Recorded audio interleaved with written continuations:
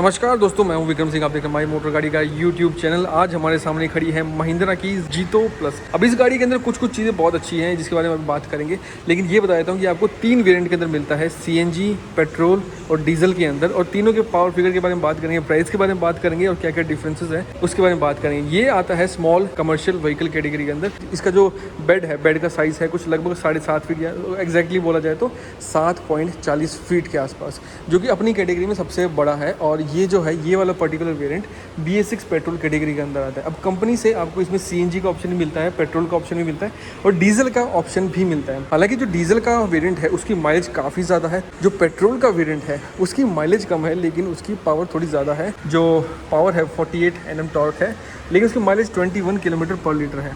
वहीं पर अगर डीजल का देखा जाए तो टॉर्क कम है लेकिन माइलेज इसकी 32 किलोमीटर पर लीटर है।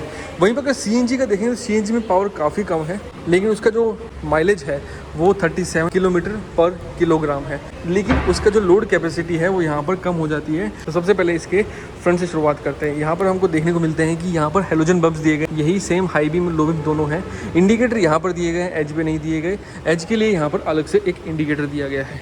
फ्रंट में यहाँ पर ग्रिल मिलती है। अब इसका इंजन आप देखेंगे तो यहाँ पर बिल्कुल भी इंजन नहीं है, सिर्फ फ्लैट है और कोई बोनट नहीं है यहाँ से खोलने के लिए, क्योंकि इसका जो इंजन है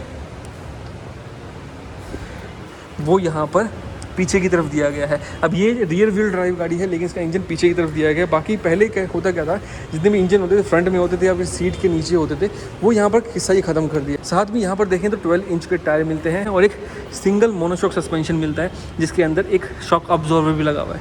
कोई भी लीफ स्प्रिंग वाला पंगा ही नहीं है आगे की तरफ, पीछे की तरफ भी लीफ स्प्रिंग नहीं आता है। हालाँकि ये एक कमर्शियल व्हीकल है लेकिन फिर भी यहाँ पर लीफ स्प्रिंग नहीं आता। मैं आपको दिखा देता हूँ। देखिए, ट्रैवल कंफर्ट के मामले में ये गाड़ी मेरे को ठीक ठाक लग रही है क्योंकि इसमें लीफ स्प्रिंग का पंगा ही नहीं है। हालांकि इसका लोड जो कैपेसिटी है वो थोड़ा कम हो जाएगा, 750 किलो के आसपास ये लोड ले सकती है। बोलेरो से आप इसको कंपेयर मत करना क्योंकि बोलेरो का जो लीफ स्प्रिंग है और उसकी जो पावर है वो काफ़ी ज़्यादा है। इससे कंपेयर किया जाए तो यहाँ पर आपको स्टेपनी देखने को मिलती है। हालांकि इसका सस्पेंशन का सेटअप थोड़ा सा अलग है। अगर आप देखेंगे यहाँ पर तो लीफ स्प्रिंग ना होके, ना ही मैकफेरसन स्टड सस्पेंशन होके, ना ही यहाँ पर कोई दूसरा सस्पेंशन, ये कोई अलग टाइप के सस्पेंशन है। यहाँ पर आप इनको एक मल्टी लिंक सस्पेंशन के टाइप से बोल सकते हैं क्योंकि यहाँ पर ही 2 लिंक दिए गए हैं और तीसरा लिंक पीछे की तरफ दिया गया है।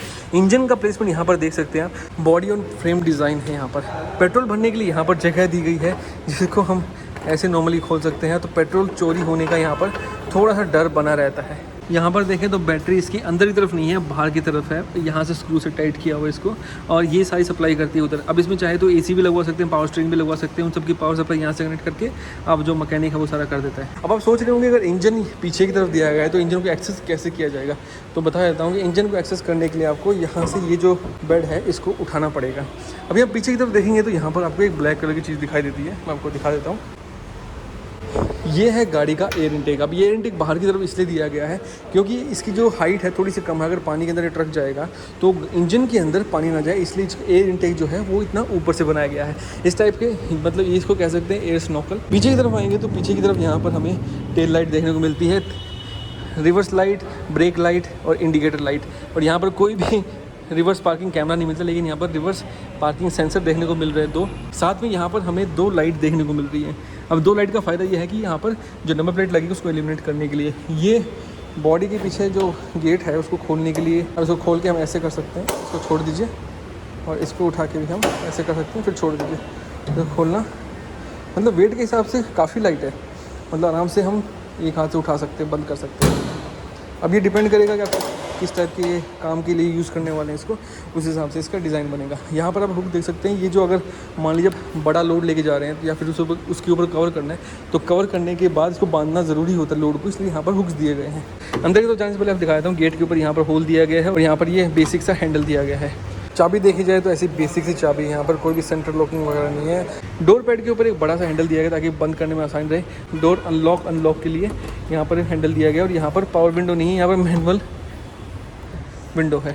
गाड़ी के अंदर बैठने के बाद आपको एक बटन अलग से दिखाई देगा, वो ये बटन, इसका बताता हूँ आपको। लेकिन सबसे पहले स्टीयरिंग देख लेते हैं। हॉर्न कुछ इस तरीके दिया गया है। यहाँ पर हैजार्ड लैंप दिया गया है, 12 वोल्ट का चार्जिंग सॉकेट दिया गया है।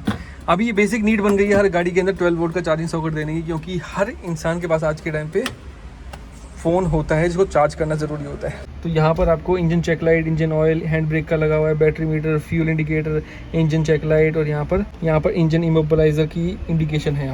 यहाँ पर फ्यूल इंडिकेशन दिया गया है, 131 किलोमीटर चल चुका है और यहाँ पर टेम्परेचर गेज दिया गया है। मैनुअल गियर बॉक्स है, काफ़ी छोटे छोटे पेडल्स दिए गए हैं, उसमें कोई भी हाइड्रोलिक पावर स्टीयरिंग व्हील नहीं आता, ना ही इलेक्ट्रॉनिक।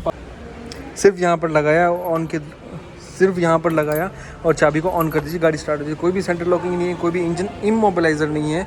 MID की तरफ देखें तो यहाँ पर एक स्पीडोमीटर है और यहाँ पर सिर्फ डिजिटल कंसोल है। यहाँ अगर देखें तो यहाँ पर आपको engine check light, engine oil, hand brake का लगा हुआ है, battery meter, fuel indicator, engine check light और यहाँ पर इंजन इमोबिलाइज़र की इंडिकेशन है।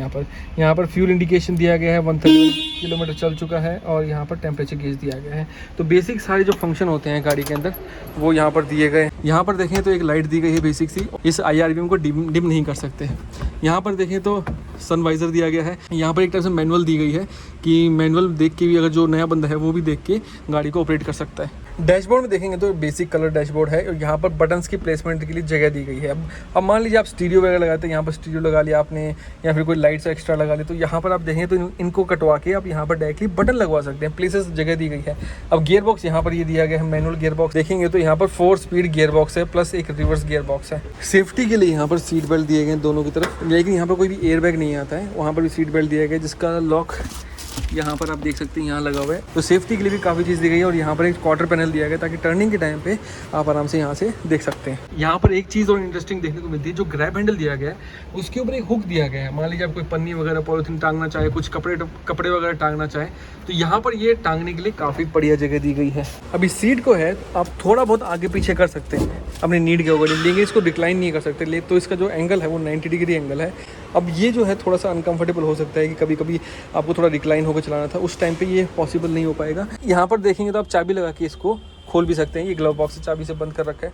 यहाँ पर एक हैंड ब्रेक दिया गया। अब सीट के नीचे क्या है, तो सीट के नीचे मैं आपको एग्जैक्टली दिखा देता हूँ। सीट में दिखाने से पहले आपको दिखा दूँ, यहाँ पर कोई भी एडजस्टिंग ORVM नहीं है। यहाँ पर सिर्फ आप इसको फोल्ड अनफोल्ड कर सकते हैं।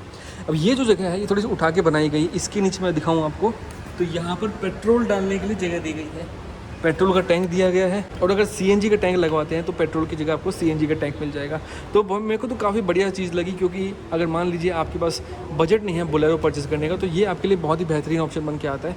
हम माना कि इसका जो पावर फिगर है वो थोड़ा कम है, लेकिन आपको फिर भी ये काम करके देगा। अब डैशबोर्ड के नीचे अगर देखेंगे तो यहाँ पर सस्पेंशन के लिए जगह दी गई, सस्पेंशन लगाए गए यहाँ पर। जैसा कि मैंने आपको बताया कि इंजन आगे की तरफ नहीं दिया गया तो यहाँ पर पूरी जगह जो है वो खाली पड़ी है। लेकिन अगर वहाँ पर कोई भी सामान रखा जाएगा तो इनके नीचे आ सकता है, तो वो थोड़ा दिक्कत वाली चीज़ है। अब आपको उस तरफ दिखाता हूँ। उस तरफ जाने से पहले आपको एक चीज़ दिखा देता हूँ, ये क्या है। अब ये जो है, मान लीजिए आपकी गाड़ी के अंदर लोड काफ़ी ज़्यादा है और आप थोड़ी हाइट पे चढ़ रहे हैं, होगा क्या, इसका इंजन पीछे की तरफ है तो आगे बिल्कुल भी वेट नहीं है। तो गाड़ी अगर ऐसे उठ ना जाए उसके लिए यहाँ पर क्या किया गया है, यहाँ पर इसको लगा के अगर आप एक्सीलरेट करेंगे तो टॉर्क आपको बहुत सारा मिलेगा, लेकिन कंटिन्यूस थोड़ा थोड़ा मिलेगा, जिससे जो गाड़ी है वो आगे से उठ ना जाए। आप समझ गए? नहीं समझे तो भाई मुझे कमेंट बॉक्स में बताना, नहीं समझे तो। यहाँ पर देखा जाए तो एक ही वाइपर दिया गया है। यहाँ पर कोई फॉग लैम्प नहीं आता, लेकिन फॉग लैम्प के लिए जगह दी गई है। बम्पर यहाँ पर पूरा प्लास्टिक का है, मेटल का बम्पर नहीं आता, लेकिन ये वाला जो एरिया है ये मेटल का आता है। साइड में अगर खोलेंगे तो यहाँ पर लॉक अनलॉक के लिए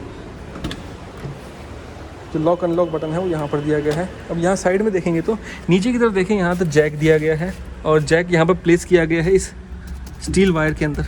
तो यही सारी चीज़ें हैं इसके बारे में। इसका प्राइस स्टार्ट होता है 4.24 लाख से, डिपेंडिंग ऑन वेरिएंट आप कौन सा लेने वाले हैं। आप CNG वेरिएंट लेने वाले हैं, पेट्रोल लेने वाले हैं, डीजल लेने वाले हैं, कौन सा वेरिएंट लेने वाले हैं। और ये है जीतो प्लस। हम लोग खड़े पंजाब के पठानकोट में, जो ये शोरूम में अभी अवेलेबल है। इसको देखने के लिए, इसको टेस्ट ड्राइव करने के लिए, इसकी कोई भी इन्फॉर्मेशन के लिए आप नीचे दिए गए नंबर पर कॉन्टैक्ट कीजिए। वीडियो यहीं पर एंड करते हैं, मिलते हैं आपसे नेक्स्ट वीडियो में। तब तक take care and bye bye.